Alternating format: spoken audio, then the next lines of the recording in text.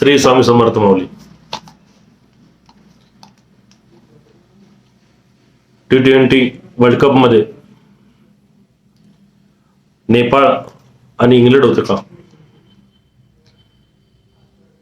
नेपाळने इंग्लंडचा पुरा धुव्वा उडून टाकला होता.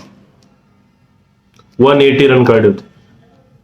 184 रन इंग्लंडचे रन होते आणि नेपाळने 180 वेधले. लास्ट ओव्हर मध्ये 10 रन लागत होते जिंकायला त्यांना. अंडरडॉग टीम होती नेपाळ, पण खतरनाक खेळली. कोणी म्हणणार नाही की ही इंग्लंड टक्कर देणारी टीम आहे. इंग्लंडचा आफ्रिकाचा डेस्टेन सुद्धा म्हणला, मी नेपाळसाठी कोचिंग करू शकतो, कोच म्हणून जाऊ शकतो, तुम्ही मला कधी बोलवा. ट्विटरवर त्याने ट्विस्ट केलं होतं. काल वानखेडेवर मॅच होती. दीपेंद्र सिंग याने काल 2 विकेट काढून 44 रन केले. रोहितने 39 रन केले, लोकेशने 39 रन केले. काल ओडूच्या ओव्हरमध्ये त्यांनी 19 ओव्हर 14 रन काढले. जफराचे ओव्हर 22 रन ठोकले. आदिल रशीदला भायाने 19 रन काढले.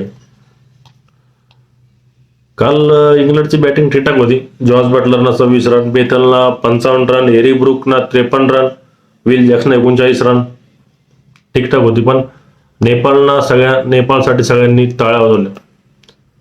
नेपाळसारखी, कारण की अंडरडॉग टीम जेवढ्या होत्या आणि आता वर्ल्ड कप मध्ये सगळ्या परफॉर्मन्स करतात. युएसए झाली भारतासोबत, युएसने मी टक्कर दिली भारताला,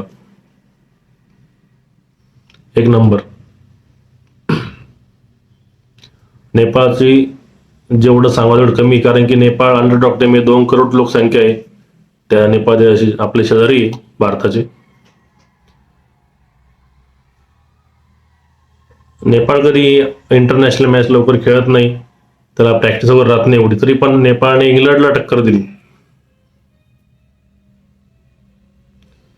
हॅरी ब्रुक स्वतः बोलला की नेपाळ सारखी टीम आम्हाला लास्ट बॉल पर्यंत खेळवली त्याने. लास्ट ओव्हर मध्ये 10 रन लागत होते.